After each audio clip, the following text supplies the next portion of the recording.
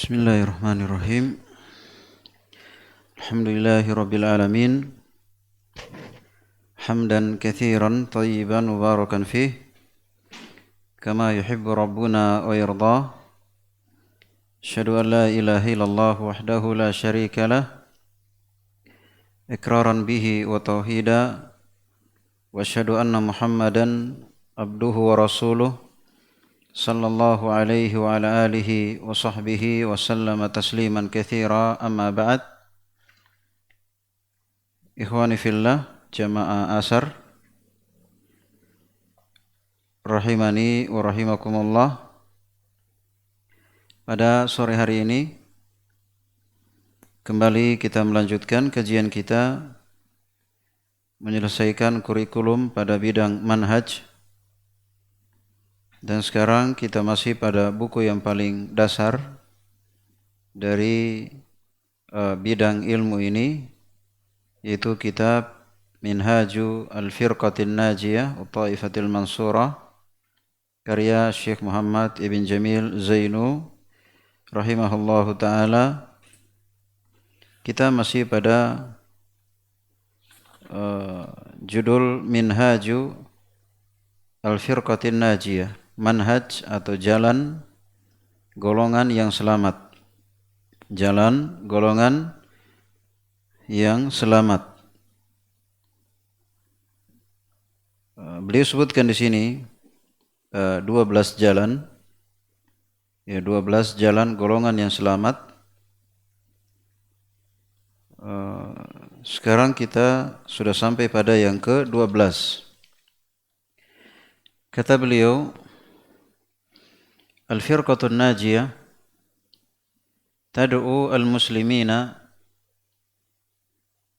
jami'an ila al-jihad fi sabilillah wa huwa wajibun ala kulli muslimin hasba taqatihi wa istita'atihi wa yakunu al-jihadu fi ma yali. Golongan yang selamat adalah mengajak kaum muslimin seluruhnya untuk berjihad fi sabilillah. Ya, al-jihad dari kata al-juhud, yaitu mengarahkan kesungguhan, maksudnya optimal. Ya, serius, bersungguh-sungguh. Ini makna al-jihad. Ya, memaksimalkan sesuatu, itu namanya al-jihad. Dikatakan al-jihadu fi sabilillah, berjihad fi sabilillah. Dan dia adalah wajib bagi setiap muslim. Ini kewajiban fardu ain bagi setiap muslim untuk berjihad hasba taqatihi wa istita'atihi, sesuai dengan kemampuan masing-masing. Ya, jadi kita harus ketahui di antara jalan al-firqah an-najiyah, mereka itu meyakini akan wajibnya jihad. Meyakini akan wajibnya jihad, yaitu sesuai kemampuan. Tapi ingat tadi ya, jihad fi sabilillah. Ya, jihad fi sabilillah. Jihad di jalan Allah Subhanahu wa ta'ala. Al-jihadu bil lisani wa yakunul jihadu fi mayali, dan jihad itu bermacam-macam sebagaimana berikut. Yang pertama, al-jihadu bil lisan wal qalam. Yang pertama, jihad dengan lisan dan pena. Maksudnya jihad dengan ilmu. Nabi SAW ketika di Mekah, jihadnya dengan apa? Dengan ilmu atau dengan pedang? Jawabannya dengan ilmu. Karena syariat jihad itu tidak turun di Mekah. 13 tahun Nabi di Mekah tidak ada syariat Islam yang turun. Kecuali apa? Kecuali sholat. Itu pun di akhir-akhir di tahun ke-11. Berarti jihad, syariat jihad dengan pedang, yaitu di Madinah. Maka sekarang bagaimana dengan ayat wajahiduhum bihi jihadan kabira? dan lakukanlah jihad kepada mereka kaum musyrikin dengan jihad yang besar. Ya. Tentunya di sini itu jihad dengan ilmu. Ya, jihad dengan ilmu. Perlu saya jelaskan ya bahwa jihad itu secara garis besar terbagi dua, ada jihad dengan ilmu dan ada jihad dengan pedang. Ya, ada jihad dengan ilmu dan ada jihad dengan pedang. Ya.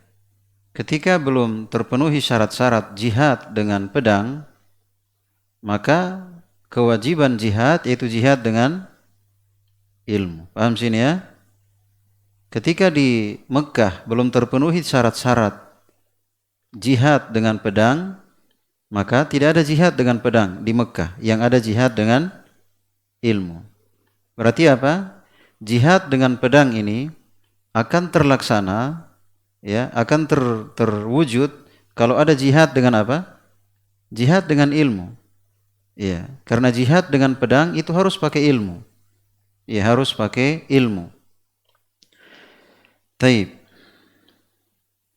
Jihad yang kedua itu jihad dengan pedang. Jihad dengan pedang itu ada syarat-syaratnya. Yang pertama harus ada izin dari pemimpin negara. Kalau negara kita presiden. Ya, karena urusan jihad itu bukan urusan ustadz, bukan urusan yayasan, pesantren, organisasi, tapi jihad urusan negara, urusan pemimpin negara. Maka jihad dengan pedang itu harus ada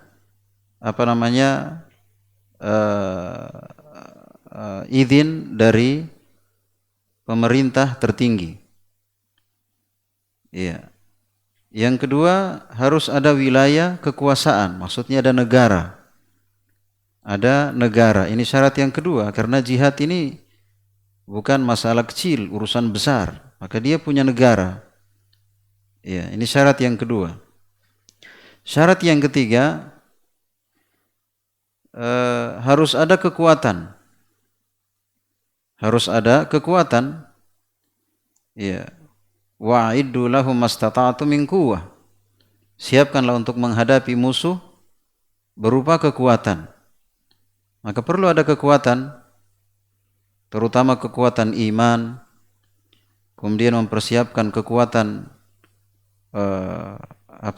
persenjataan, pasukan, keuangan, logistik dan semisalnya, pertahanan.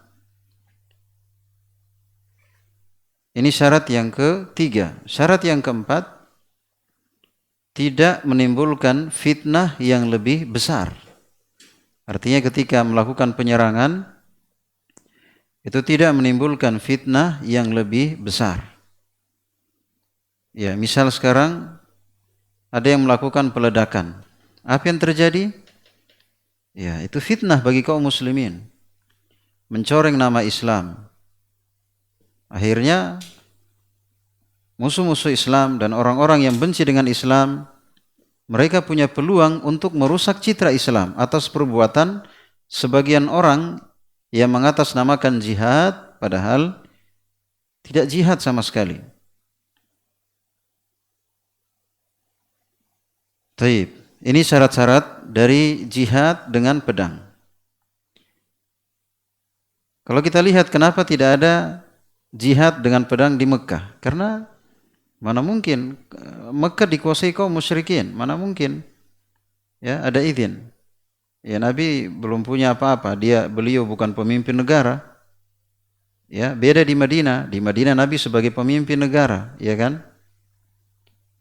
Yang kedua ada negara. Nabi ketika di Mekah sebagai rakyat, bukan pemimpin negara, sebagai rakyat, sebagai penduduk Mekah. Iya. Yang ketiga kekuatan. Kekuatan justru dakwanya Nabi di Mekah sembunyi-sembunyi. 3 tahun pertama Nabi SAW berdakwah sembunyi-sembunyi.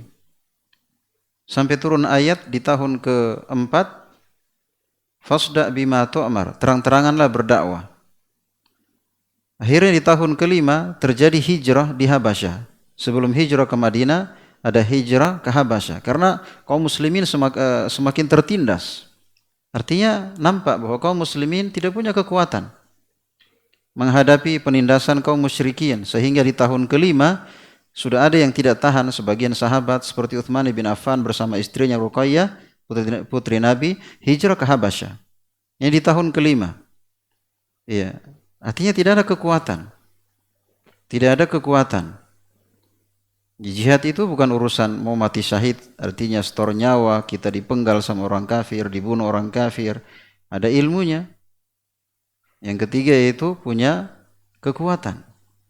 Yang keempat, tidak menimbulkan fitnah yang lebih besar. Bagaimana kira-kira kalau Nabi melakukan perlawanan, pembunuhan, ya, apa yang akan terjadi?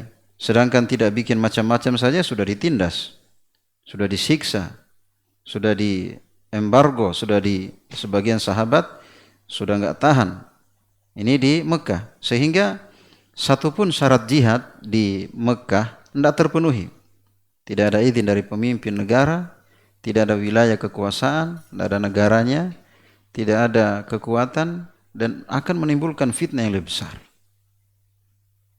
Berarti ketika belum terpenuhi ini, maka jihad apa yang wajib di sini? Pembahasan kita jihad wajib bagi setiap muslim sesuai kemampuan, yaitu jihad dengan apa?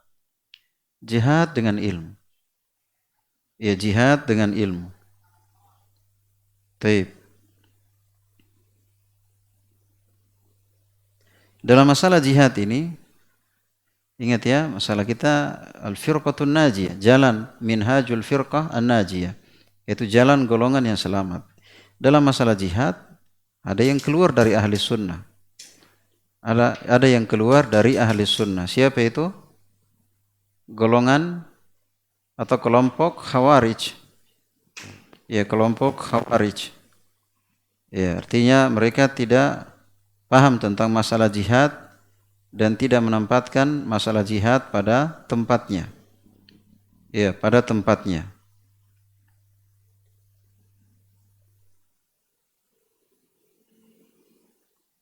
Kemudian jihad.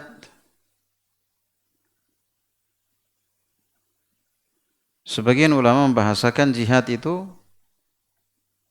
yang pertama jihad melawan diri. Yang kedua jihad melawan syaitan. Yang ketiga jihad melawan orang-orang kafir. Yang keempat jihad melawan orang-orang munafik. Ya, dari sini kelihatannya bahwa jangan kita berpikir dulu jihad melawan orang kafir, melawan orang munafik. Itu jihad yang pertama, yaitu jihad melawan diri sendiri. Bagaimana jihad melawan diri sendiri? Itu dengan 4 tahapan. Yaitu jihad dengan ilmu. Yang kedua jihad dengan amal. Yang ketiga jihad dengan dakwah. Yang keempat jihad dengan sabar. Ini jihadnya diri. Diri ini dia berjihad supaya dia belajar. Ya, artinya tadi jihad optimal, maksimal. Ya, serius, sungguh-sungguh. Nomor 1, bukan sampingan, bukan nomor 2, itu jihad. Nah, jihad melawan dirinya yaitu dia 4 tadi. Dia berjihad untuk dia belajar. Dia berjihad untuk dia beramal. Dia berjihad untuk dia bersabar dalam belajar dan beramal. Yang ketiga berdakwah, ya, dia berjihad untuk berdakwah. Dan yang keempat dia berjihad untuk bersabar. Itu jihad. Jadi kadang kan orang yang menggembor-gemborkan khilafah, Allahu Akbar, dia nggak paham tentang jihad. Ya, dia nggak paham tentang jihad, sehingga dia keluar dari jalan al-firqatun najiyah. Iya, dari jalan al-firqatun najiyah. Mungkin dia punya kecemburuan terhadap Islam. Ya, dia tidak enak perasaannya melihat kemungkaran-kemungkaran yang terjadi. Tapi ingat, hanya modal semangat tidak cukup. Semangat dalam beragama tidak cukup. Mesti dibangun di atas ilmu. Ya, mesti dibangun di atas ilmu. Kemudian jihad dengan ilmu ini. Dalam ilmu juga ada jenjang-jenjangnya. Dari ilmu agama ini ada namanya akidah dan ada namanya apa? Syariah. Nabi SAW mendakwakan ilmu di Makkah. Ilmu apa yang dibahas? Akidah atau syariat? Akidah. Sekarang ini demikian cara menimbang masalah. Ya, melihat berat tidaknya, melihat antara yang berat mana yang lebih berat, itu ditimbang pakai ilmu. Ada kesalahan yang terjadi, ada syirik, ada riba, ada judi, ada pembunuhan, ada apa gitu. Maka mengukur kebencian kita sesuai dengan dosa, sesuai dengan kadar besarnya dosa itu. Bukan dengan perasaan kita, riba itu betul-betul. Padahal ada yang lebih berat dari riba. Apa itu? Syirik. Di tengah masyarakat masih banyak yang percaya hari baik. Pertanda-pertanda, pamali-pamali. Ya. Bintang-bintang, bintangmu apa? Garis tangan, oh miskin. Ini dianggap sebagai, artinya dianggap seperti bukan masalah. Itu kan cuma tradisi, cuma kebiasaan, peninggalan leluhur. Ini kesalahan dalam manhaj. Dalam melihat sesuatu, itu ditimbang sesuai timbangan agama. Artinya apa yang diseriusi, nomor satu, itu nomor satu. Dari yang paling penting kita harus ketahui mana yang paling penting, mana yang nomor satu, mana yang nomor dua. Dalam ilmu misalnya, ilmu kan luas. Dan kita tidak bisa mempelajari ilmu sekaligus. Tentunya untuk memulai dalam ilmu, kita mulai dari ilmu yang paling penting. Ada orang belajar, tapi dia cari yang dia suka. Saya suka ustadz ini karena dia lucu. Saya suka ustadz ini karena dia ahli sejarah. Saya suka ustadz ini karena dia sering menjelaskan tentang fadilah. Makanya tidak paham manhaj. Dalam belajar pun harus pakai manhaj. Maka akan kelihatan orang yang paham manhaj dalam belajar. Dia tahu apa yang harus pertama ia pelajari. Coba bayangkan. Apa artinya sebuah perjuangan, dia bersedekah miliaran, tapi dia berbuat syirik. Apa yang terjadi dengan ibadahnya?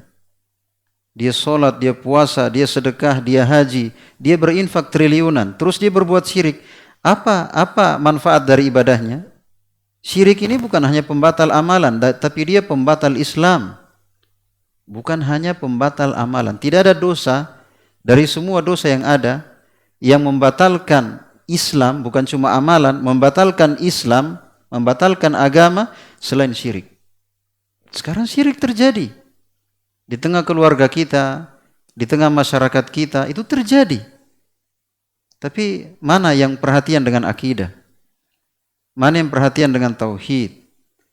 Mana yang perhatian dengan kitab Thalathatul Usul, Al-Qawaidul Arba, Nawaqidul Islam, Kitabut Tauhid, Kashfus Syubhat. Ini kurikulum akidah tauhid uluhiyah. Mana yang perhatian dengan asma wa sifat, Fiqhul Asma'il Husna, Al-Qawaidul Muthla, misal Al-Aqidah Al-Wasitiyah, Al-Aqidah Tahawiyah, Al-Aqidah At-Tadamuriyah, Al-Aqidah Al-Marrakushiyah, dan buku-buku Syekhul Islam Ibnu Taimiyah tentang asma wa sifat. Ini harus diselesaikan supaya seorang punya ilmu tentang akidah. Nah, sekarang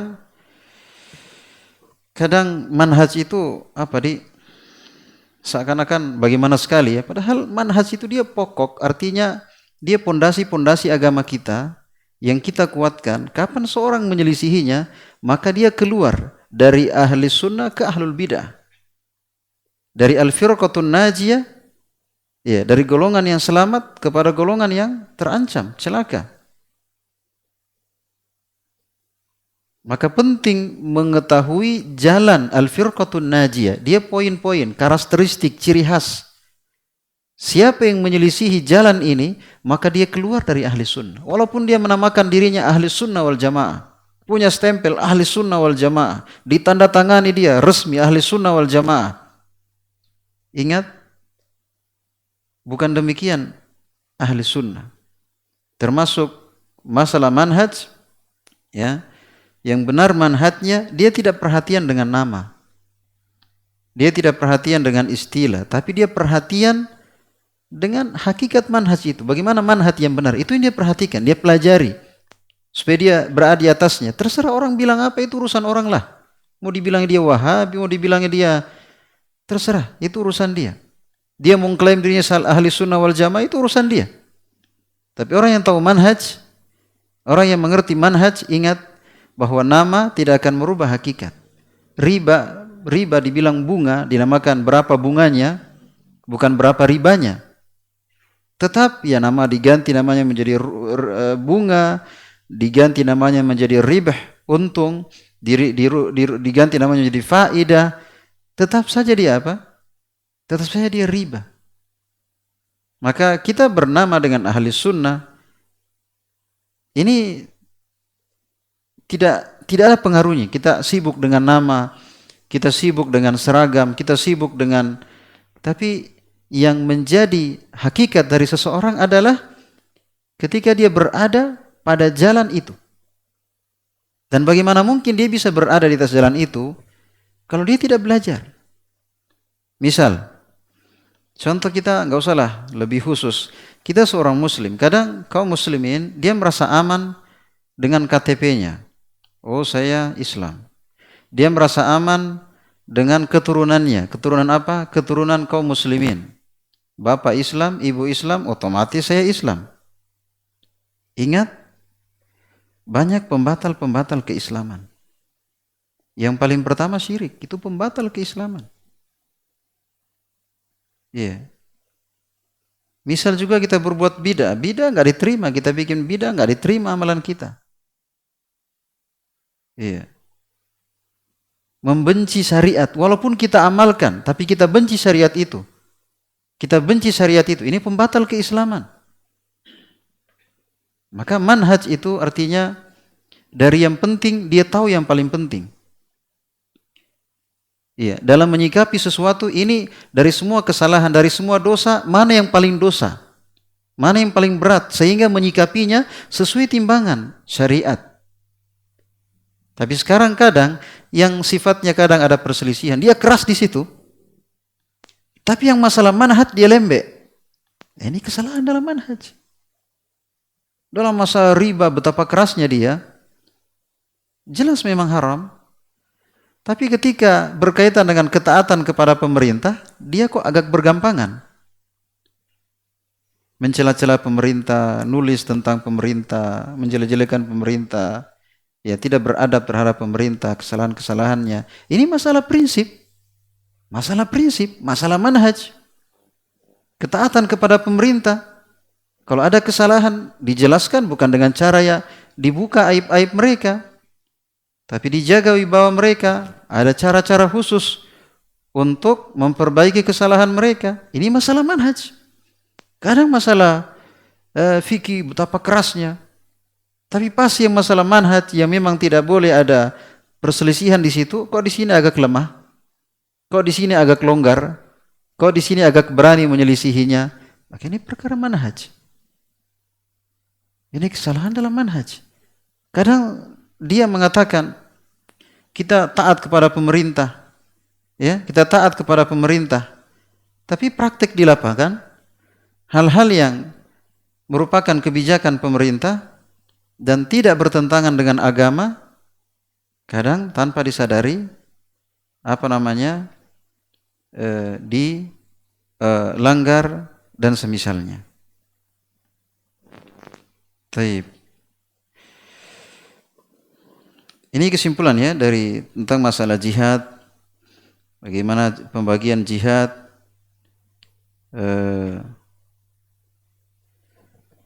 Taib.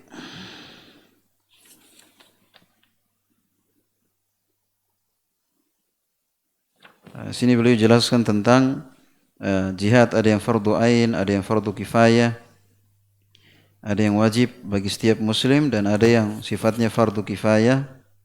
Ya, tentunya ini untuk lebih meluas dibahas di pembahasan jihad, di fiqhul jihad, fikih jihad. Tapi secara garis besar tentang masalah manhaj seperti itu ya. Tadi yang saya gambarkan, ya jihad dengan ilmu dan jihad dengan pedang. Ya, yang pertama jihad dengan ilmu, ya, yang kedua jihad dengan pedang kalau terpenuhi syarat-syaratnya. Ya, dari jihad dengan ilmu tadi tentunya kita melihat ilmu itu luas, apa yang pertama kali kita pelajari. Iya. Baik, kita lanjut ya. Sini beliau masuk pada judul yang baru. Kata beliau alamatu al-firqatin najiyah.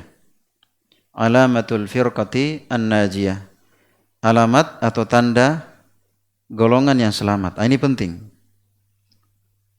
Jadi ada tanda-tandanya untuk melihat ini golongan yang selamat, itu ada tanda-tandanya. Ya. Jadi ya kita nggak usah sibuk mengaku lah. Dan orang pintar mengaku itu urusan dia. Tapi yang penting kita tahu tanda-tandanya dan kita bisa masuk pada tanda tersebut. Itu yang penting. Itu yang penting. Yang pertama kata beliau al-firqatun najiyah hum qillati bainan nas. Mereka itu jumlahnya sedikit. Maksudnya bukan ukuran kalau sedikit pasti al-firqatun najiyah.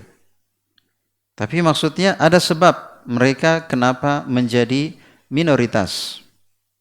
Maksudnya mereka minoritas di kalangan, bukan di kalangan manusia, yaitu muslim dan kafir, tapi di kalangan kaum muslimin itu sendiri. Mereka itu minoritas. Ya, karena kenapa? Karena kebanyakan kaum muslimin di atas syirik, di atas bidah, di atas kejahilan. Sementara dia menegakkan tauhid, dia menegakkan sunnah, dia menegakkan ilmu, sehingga menjadi asing di tengah kaum muslimin.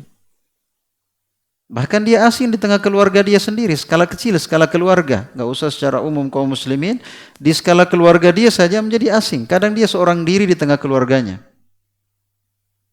Hanya dia yang menegakkan tauhid, yang lain pada syirik. Yang lain pada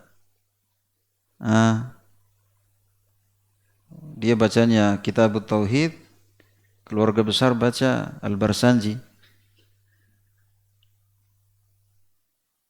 Keluarga dia bilang, kamu ini kok aneh sendiri. Yang gini-gini yang biasa-biasa, Islam yang biasa-biasa ya. Dari dulu sampai sekarang yang biasa-biasa ya atas kejahilan. Dia dikucilkan. Ya, dia dikucilkan, diremehkan. Ya, dibilangnya anak kemarin sore, apa tonji kau? Ya, kita ini sudah banyak makan asam garam. Sudah umur 70 tahun, barusannya ada model kayak gini. Ya, karena dia nggak pernah belajar. Ya, kenapa baru ada ayat seperti ini, baru ada hadis seperti itu? Ya, karena engkau baru belajar. Coba dari dulu belajar. Ya, jadi dia bukan karena asingnya, bukan tanda karena asingnya, tapi ada sebab kenapa mereka asing. Ada sebab kenapa mereka asing. Karena yang asing juga banyak. Ya. Yang asing banyak. Suka meledakan di sana sini itu asing. Tapi bukan itu ukuran. Dia asing karena dia menegakkan tauhid dan sunnah. Artinya mayoritas kaum muslimin itu bergelimang dengan syirik, waliyadzubillah. Bergelimang dengan bid'ah, waliyadzubillah, dengan kejahilan. Lantas kita nggak perhatian dengan tauhid, tidak kenal buku-buku tauhid, tidak kenal kurikulum tauhid, tidak kenal buku-buku sunnah, tidak tahu cara belajar yang benar, maka ini masalah. Iya. Da'alahum Rasulullah sallallahu alaihi wasallam biqaulih. Nabi sallallahu alaihi wasallam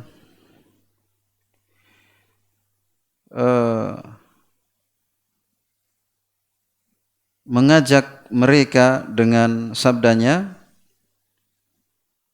tuba lil ghuraba, beruntunglah al-ghuraba, orang-orang yang asing. Dia dari kata gharibun, gharib artinya aneh, gharib artinya asing, jamaknya ghuraba, ghuraba artinya asing. Unasun salihun, mereka itu orang-orang yang saleh, fi unasin su'in kathir, fi unasi su'in kathir, berada di tengah manusia yang banyak kejelekan. Jadi mereka orang-orang yang saleh berada di tengah manusia yang banyak kejelekan. Syirik situ banyak, bid'ah banyak. Dia hanya menegakkan, mungkin dia di situ hanya beberapa orang, 1 atau 2 orang. Ya, 1 atau 5 orang sampai 5 orang menegakkan tauhid, menegakkan sunnah. Ini satu kompleks ya.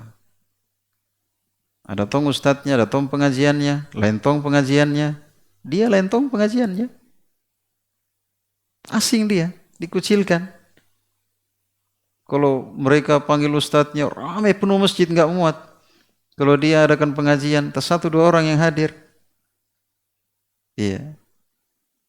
May ya'sihim aktsaru mimma yu'tihim. Yang bermaksiat lebih banyak daripada yang taat. Ya, maksudnya sesuai tingkatannya. Yang syirik lebih banyak daripada yang bertauhid. Yang berbuat bid'ah lebih banyak dibandingkan yang menegakkan sunnah. Di atas kejahilan lebih banyak dibandingkan di atas ilmu. Iya.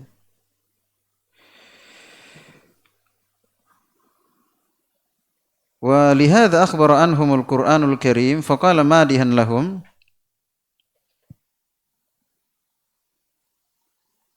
Ada hadis yang lain ya.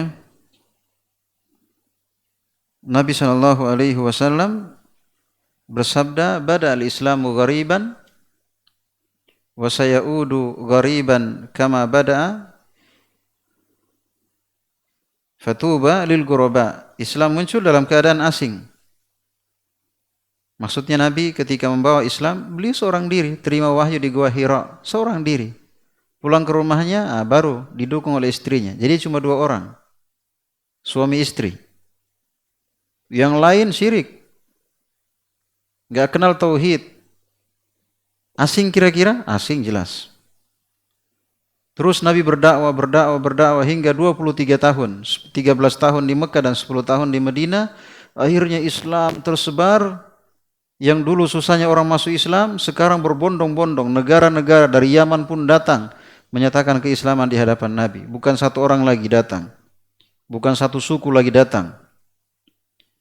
Wa ra'aitan nasa yadkhuluna fi dinillahi afwaja. Kamu lihat manusia masuk Islam berbondong-bondong.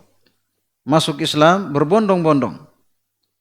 Dulunya asing, terus Islam tersebar, masuk Islam, menjadi negara adidaya. Bayangkan menumbangkan Persia, Romawi.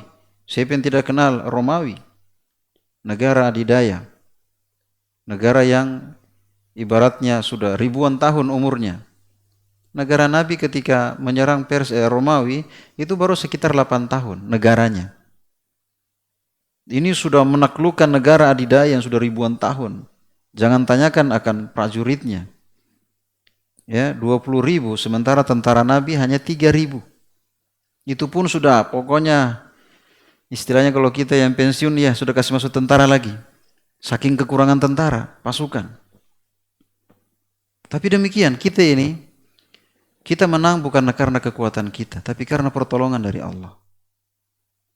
Kita memang betul menempuh sebab, mempersiapkan untuk menghadapi orang kafir, tapi tidak kita bersandar kepada sebab. Dan tidak akan mungkin Allah Subhanahu wa taala menolong kalau kita berbuat syirik. Kalau kita berbuat bid'ah, itu mana mungkin, mustahil. Tidak ada kekuatan dan kebangkitan kita kecuali atas pertolongan dari Allah. Dan tidak akan datang pertolongan kecuali atas tauhid dan sunnah. Di atas tauhid dan sunnah. Taib. Jadi sekarang tidak usah merasa bersedih kenapa saya seorang diri. Dulu saya banyak temanku, sekarang saya di Bombe. Ya, sendiri lagi atau tinggal beberapa orang saja. Ya, teman-teman dulu, teman sekolah, teman kampus sudah pada risih dengan saya. Ya sudahlah. Kita merasa berbangga, kita merasa bangga. Masya Allah kita mengenal tauhid dan sunnah, bisa di atas tauhid dan sunnah. Itu di atas jalan al-firqatun najiyah. Makanya kata Nabi SAW, Bada al-islamu ghariban wa sayaudu ghariban kama bada fatuba lil ghuraba. Islam muncul dalam keadaan asing dan akan kembali menjadi asing sebagaimana awalnya. Apa kata Nabi? Fatuba lil ghuraba. Beri kabar gembira bagi orang yang asing itu. Maksudnya beri kabar gembira, dia di atas al-firqatun najiyah. Di atas golongan yang selamat. Dengannya dia mendapatkan surga. Ya, jadi jangan merasa sedih. Justru kita yang merasa prihatin, merasa menyayangkan orang-orang yang mayoritas di atas syirik, di atas bidah, di atas khurafat, di atas kejahilan. Walaqad akhbara anhumul Qur'anul Karim faqala madihan lahum. Bahkan bukan cuma Nabi yang muji ya. Al-Qur'anul Karim, Allah sendiri yang memuji mereka. Allah Subhanahu wa taala berfirman, "Wa qalilun min ibadiyasy syakur." Amat sedikit hambaku yang bersyukur. Sedikit yang di atas tauhid, itu syukur. Sedikit yang di atas sunnah, syukur. Ya, sedikit yang di atas ilmu, itu syukur. Maka termasuk kufur, ya, yaitu di atas syirik. Termasuk kufur, yaitu di atas bidah, walaupun dia mungkin kufur, ya,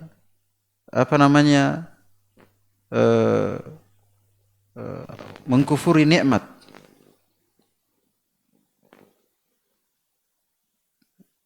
Yang di atas, kebanyakan kaum muslimin di atas kejahilan, itu mengkufuri nikmat. Nikmat ilmu, nikmat sunnah. Tidak disyukuri seorang ketika dia tahu nikmat sunnah, nikmat ilmu, maka dia syukuri, dia jaga nikmat itu.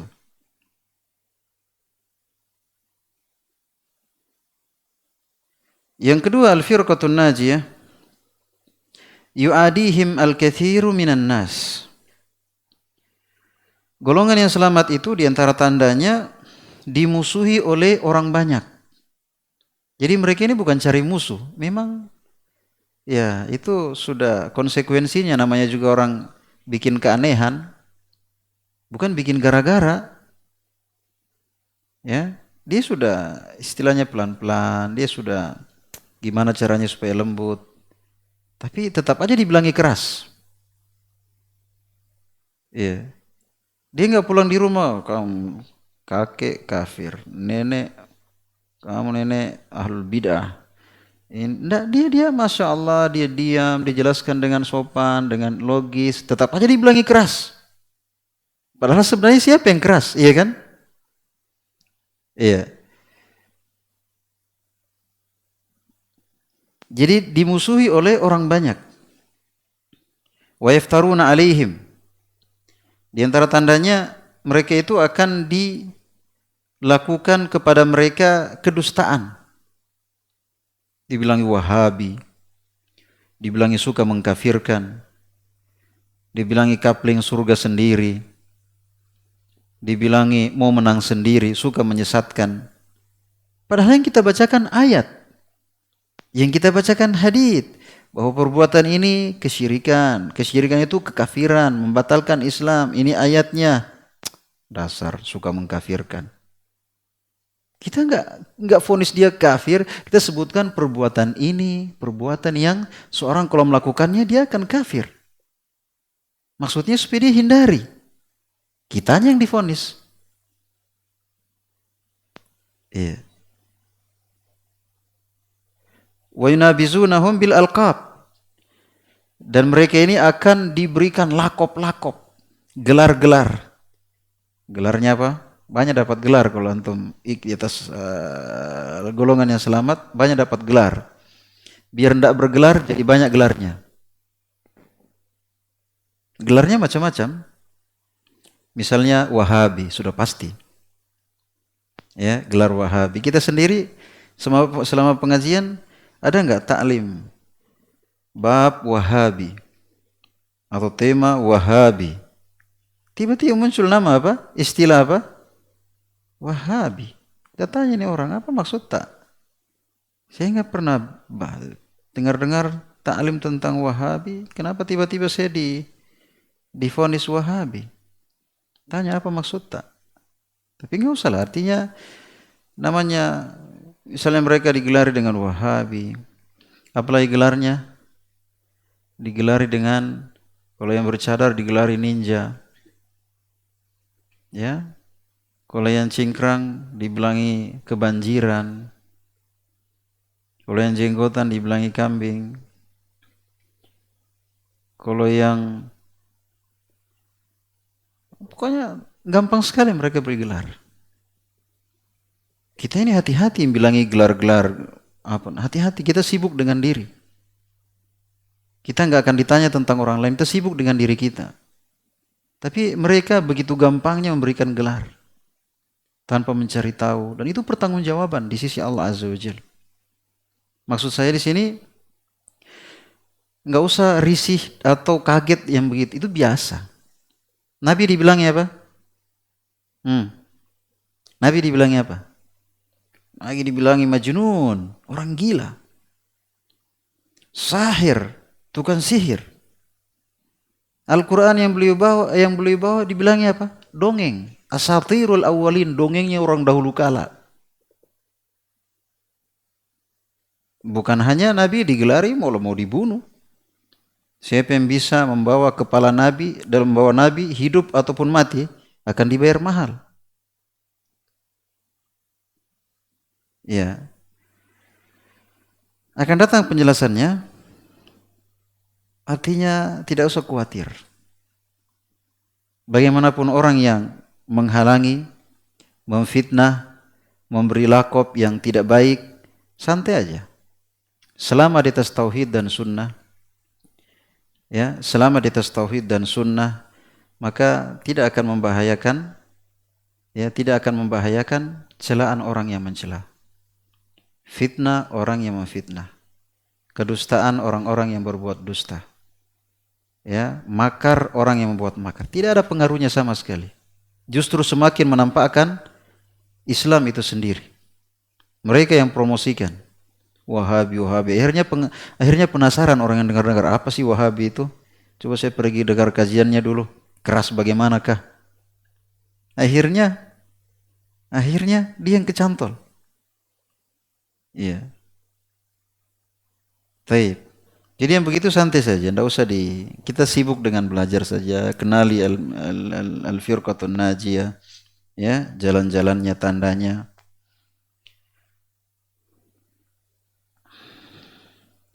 Walahum uswatun bil anbiya alladzina qala Allahu anhum. Dan mereka ini punya uswah, punya pendahulu dengan para nabi, sebagaimana Allah berfirman, wa kadzalika ja'alna likulli nabiyyin aduwwasy syayatinal insi wal jin. Demikianlah kami jadikan setiap nabi ada musuhnya dari kalangan setan manusia dan setan jin. Iya. Yuhi ba'dhum ila ba'din zukhrufal qawli ghurura. Saling mewahyukan antara satu dan yang lain ucapan-ucapan yang indah untuk menipu.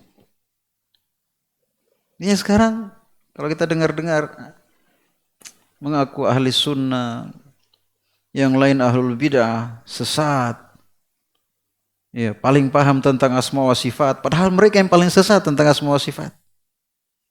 Tapi begitulah, memang itu sudah modelnya. Jadi santai aja. Ya, intinya kita kenali tanda al-firqatun najiyah. Artinya kalau kita kenali, kita tahu hakikat dari tandanya, sudah kita berada di atas santai. Kita merasa lega dengannya. Ya, terserah orang bilang apa, itu urusan dia. Iya. Yang jelas tidak ada pengaruhnya. Allah Subhanahu wa taala berfirman,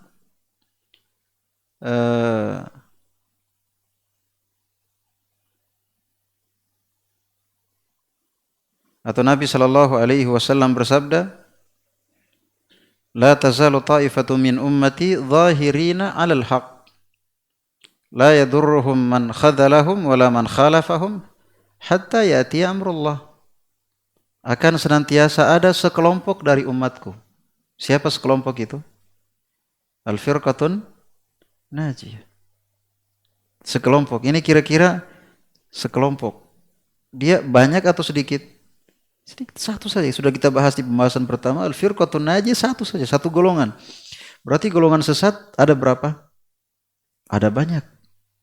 Ada 72 apa? 72 golongan. Dari golongan 72 ini ada lagi anak-anak golongannya. Tapi kembalinya ke situ. Sementara al-firqatun najiyah itu cuma satu. Kata Nabi sallallahu alaihi wasallam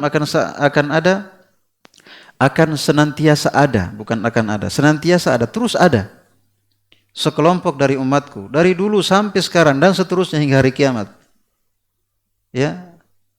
Zahirina 'alal haq, nampak di atas kebenaran, nampak di atas tauhid, nampak di atas sunnah, nampak di atas ilmu, di atas manhaj al-firqatun najiyah. La yadurruhum man khadhalahum wala man khalafahum. Tidak membahayakan orang yang merendahkan mereka, orang yang menyelisihi mereka, enggak ada pengaruhnya, enggak ada pengaruhnya. Ya, hatta ya'ti amrullah, sampai datang urusan Allah, maksudnya sampai datang hari kiamat. Ya. Kata Allah Subhanahu wa taala, "In tasbiru wa tattaqu la yadurrukum kaiduhum syai'a." Kalau kalian bersabar dan terus bertakwa, tidak akan membahayakan kalian makar mereka. Mereka punya makar. Mereka punya rencana memadamkan cahaya tauhid, memadamkan cahaya sunnah, cahaya ilmu dengan berbagai cara. Kata Allah Azza wa Jalla, "In tasbiru wa tattaqu la yadurrukum kaiduhum syai'a." Kalau kalian bersabar dan terus bertakwa, tidak akan membahayakan makar mereka sama sekali, tidak ada pengaruhnya. Tapi tentunya sabar di sini sabar di atas apa dulu? Harus sabar di atas ilmu. Ilmu yang bagaimana dulu? Tentunya dari semua ilmu itu di atas prioritas tauhid, ilmu sunnah. Ya, maksudnya bagaimana menegakkan tauhid? Tentunya dengan ilmu kita bisa menegakkannya. Menegakkan sunnah, mengikuti Nabi, tentunya itu dengan ilmu. Iya. Watattaku, dan terus bertakwa, ya terus di atas tauhid, terus di atas sunnah, terus di atas ilmu, terus di atas ketaatan, tidak akan membahayakan. Iya.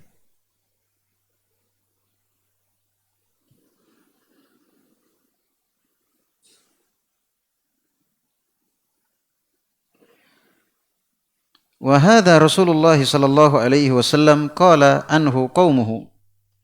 Dan ini Rasul sallallahu alaihi wasallam dibilangi oleh kaumnya sahirun kadzab, penyihir lagi pendusta. Ini bayangkan, sekelas nabi termulia, rasul termulia, manusia terbaik. Tapi bersamaan dengan itu diberi gelar apa? Apa gelarnya? Sahir kadzab. Dulu sebelum nabi diangkat jadi nabi, jadi rasul, apa gelar yang diberikan kaum musyrikin? Al-Amin, orang yang terpercaya. Tapi pas diajak kepada tauhid, kadzab, sahir. Jadi mereka ini tidak jujur. Mereka sendiri yang beri gelar nabi itu orang yang terpercaya. Mereka akui itu, tahu betul itu. Karena nabi bukan orang asing, dia bukan orang luar Mekah datang ke Mekah, enggak. Artinya nabi lahir di Mekah. Orang asli Quraisy. Penduduk asli, tahu betul itu keluarga mereka, senasab dengan mereka, pasti tahu betul Nabi, tahu betul mereka tentang Nabi. Ya, makanya mereka beri gelar Al-Amin, orang yang terpercaya. Pas diangkat jadi Nabi, mendakwakan tauhid, ya, mendakwakan tauhid, tiba-tiba dapat gelar sahir kadzab. Tidak tahu muncul dari mana. Iya. Hina mada'ahum ila tauhid, dibilangi sahir, dibilangi kadzab, tukang sihir, pendusta. Iya. Sebagaimana ketika Nabi mengajak mereka kepada tauhid. Wa kanu qabla dzalika yusammunahu as-sadiqul amin. Padahal dulu kaum musyrikin menamai atau memberi gelar kepada Nabi dengan as-sadiq, orang yang terpercaya. Al-amin, orang yang al-sadiq, orang yang jujur, al-amin, orang yang amanah, terpercaya. Iya. Yang ketiga di antara tanda al-firqatun najiyah, su'ila Syekh Abdul Aziz Ibnu Baz anil firqatin najiyah qala faqala humus salafiyun. Syekh Abdul Aziz bin Baz rahimahullah ditanya tentang al-firqatun najiyah, apa tandanya? Beliau jawab, humus salafiyun, mereka adalah salafi. Nah, mereka adalah salafi. Oh, sekarang salafi dicela lagi. Salafi mana dulu? Salafi murni kah? Garis lurus kah? Garis keras kah? Salafi Makassar kah? Salafi Haroki kah? Salafi Yamani? Salafi Hijazi? Serah pokoknya. Berbanyak memang gelarnya. Intinya kita nggak sibuk dengan entah mau sebut salafi apa, yang jelas kita sibuk dengan hakikat dari jalan yang selamat, itu yang kita cari. Ini jalan selamat, sudah kita ikuti. Terserah orang bilang apa, mau sebut apa, itu urusan dia dengan Allah Azza wa Jalla. Dia bertanggungjawabkan di hadapan Allah Azza wa Jalla. Iya. Nah, kata beliau, wa kullu man masya ala tariqati salafis salih. Semua yang berjalan di atas tariqah as-salafis salih, di atas jalannya as-salaf as-salih, pendahulu yang saleh. Siapa pendahulu yang saleh? Ar-Rasul wa sahabatuhu, yaitu Rasul sallallahu alaihi wasallam dan para sahabatnya. Iya. Kalau kita lihat sekarang kadang berlebihan ya, kadang fanatik dengan gurunya. Itu ciri khas ahlul bidah. Ingat, ciri khas ahlul bidah, fanatik dengan guru. Makanya mereka ulamanya harga mati. Kita memuliakan ulama, sudah kita bahas. Kita memuliakan ulama, tapi bukan artinya ya kita nggak belajar. Pokoknya apa dia bilang, apa dia fatwakan, dengar dan taat. Enggak, itu ciri khas dari ahlul batil. Ya, ciri khas ahli sunnah, mereka belajar. Dengan mereka belajar, mereka bisa melihat ini fatwanya benar apa tidak. Ini jawabannya benar apa tidak. Karena mereka belajar, bukan pokoknya apa dengar, apa dibilang, apa dibawakan, ikut. Iya.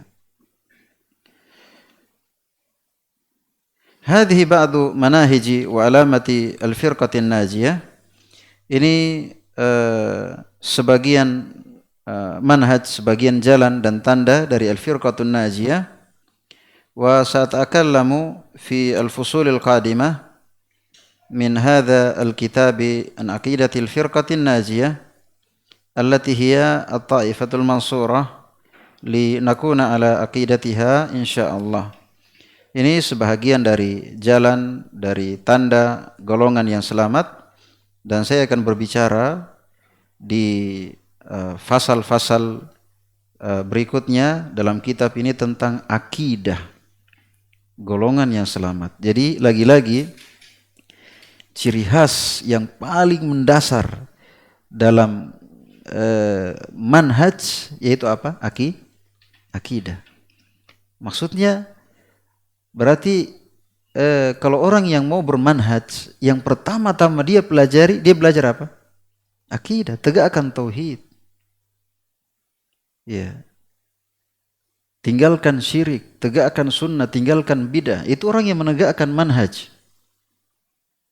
Karena setelah dijelaskan tadi tentang jalan-jalannya, pada ujungnya ya kembali ke pembahasan akidah dari al-firqatun najiyah, ya supaya kita bisa berada di atas akidahnya insyaallah.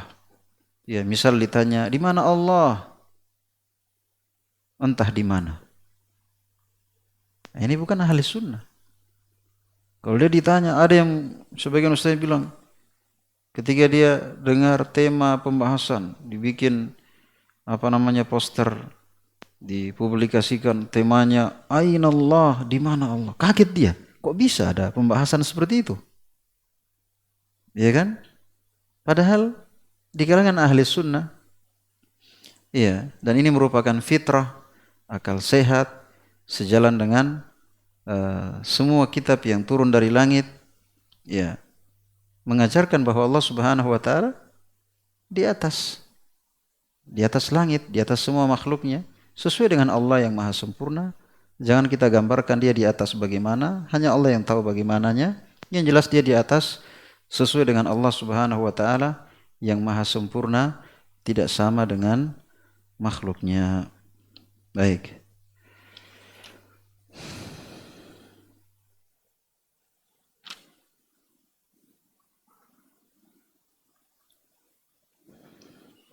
Jadi dari apa yang telah kita jelaskan, secara umum dari jalan Al-Firqatun Najiyah, ya, di antara tanda-tanda yang paling ya nampak adalah mereka perhatian dengan tauhid dan sunnah. Ini yang paling pertama, tauhid. Orang yang paling perhatian dengan manhaj adalah orang yang paling perhatian dengan tauhid. Baik dalam tauhid uluhiyah dan tauhid asma wa sifat. Maka kenali kurikulum pada tauhid uluhiyah. Selesaikan buku-bukunya. Kenali kurikulum pada tauhid asma wa sifat. Selesaikan buku-bukunya. Dan ingat kesalahan yang terjadi di tengah kaum muslimin dalam tauhid uluhiyah. Dalam tauhid asma wa sifat. Dalam asma wa sifat jangankan keumuman kaum muslimin, ustadznya lagi salah dalam tauhid asma wa sifat. Ustadznya. Jadi antum lebih giat lagi belajar. Syubhatnya mereka luar biasa. Tapi kalau antum paham manhaj, antum paham usul, ya, antum paham usul, gampang sekali. Mereka kenapa keluar dari ahli sunnah? Karena menyelisihi usul ahli sunnah. Menyelisihi, ya, karakteristik ciri khas dari ahli sunnah yang di situ tidak ada perselisihan. Mereka selisihi itu sehingga keluar dari ahli sunnah. Ya. Di kalangan ahli sunnah ada enggak yang berbeda pendapat? Di mana Allah di atas? Oh, enggak. Ada perbedaan di kalangan ulama. Mana ada? Maka dia menyelisihi, ini sudah keluar dari ahli sunnah. Bahkan nanti akan datang pembahasan bukan lagi sekedar keluar dari ahli sunnah, itu terancam dengan kekafiran, waliyadzubillah. Salah dalam asma wa sifat itu bukan hanya sekedar mengeluarkan dari ahli sunnah, itu bisa mengeluarkan dari agama. Ini rawan. Iya. Orang yang belajar manhaj, dia gak ketipu dengan songkoknya, dengan gelarnya, dengan followernya. Dia orang yang belajar manhaj, ya, maka dia bagaimana caranya bisa benar-benar berada di atas manhaj tersebut. Itu saja dia. Ya. Juga di antara hal yang tanda yang penting berkaitan dengan manhaj, tadi berkaitan dengan jihad. Jihad yang pertama itu jihad dengan ilmu. Dan ternyata ilmu yang paling pertama akidah. Dia serius belajar, apalagi akidah. Kadang kalau belajar fikih, Masya Allah. Tapi buku akidah nggak pernah tamat. Palingan muqaddimah pertama dari usul thalatha. Tapi kalau fikih, apalagi fikih debat, ya, atau fikih apa gitu, ya, tentang fitnah, perpecahan, pertikaian, kamu ikut siapa, kamu sibuk belajar. Ya, kita banyak diam saja. Kita ini siapa? Sibuk belajar. Kita belum selesai buku dari kurikulum misalnya tauhid uluhiyah asma wa sifat, manhaj juga belum selesai. Terus kita banyak bicara, kita mau bicara apa? Ya. Kemudian juga berkaitan dengan ketaatan kepada pemerintah.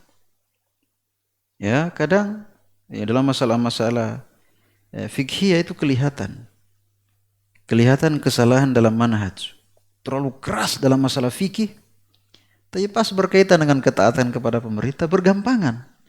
Ini aneh. Artinya ranah yang memang ada silang pendapat di kalangan ulama, begitu kerasnya dia.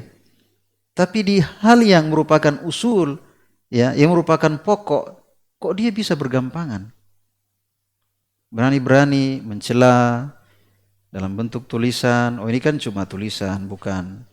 Membenarkan turun di jalan itu kan cuma orasi. Ya, itu kan cuma orasi, bukan demo, itu bukan demo. Menyampaikan aspirasi dengan teratur. Jadi seakan-akan kita itu tidak kaki tangan penguasa, tidak memperbaiki pemerintah, diam dengan kesalahan yang ada. Padahal ada cara-caranya, dengan cara yang rahasia, dengan cara yang tertutup. Kenapa? Itu wibawa pemerintah perlu dijaga. Karena kalau hilang wibawahnya, hilang kepercayaan masyarakat terhadap pemerintahnya, itu kekacauan yang terjadi. Keributan yang terjadi, kewalahan nanti pemerintah untuk mengamankan negara. Karena hilang kepercayaan rakyat kepada pemerintahnya. Maka menciptakan negara yang aman tentunya dengan mengajarkan kepada masyarakat manhaj yang benar. Ya, manhaj yang benar. Taib. Ya, sekira itu ya apa yang bisa kita jelaskan pada kesempatan sore hari ini. Semoga apa yang kita dengarkan bermanfaat bagi kita semua. Mohon maaf atas segala kekurangan. Subhanakallahumma wa bihamdik, asyhadu an la ilaha illa anta, astaghfiruka wa atubu ilaik, wa akhiru da'wana anil hamdulillahi rabbil alamin.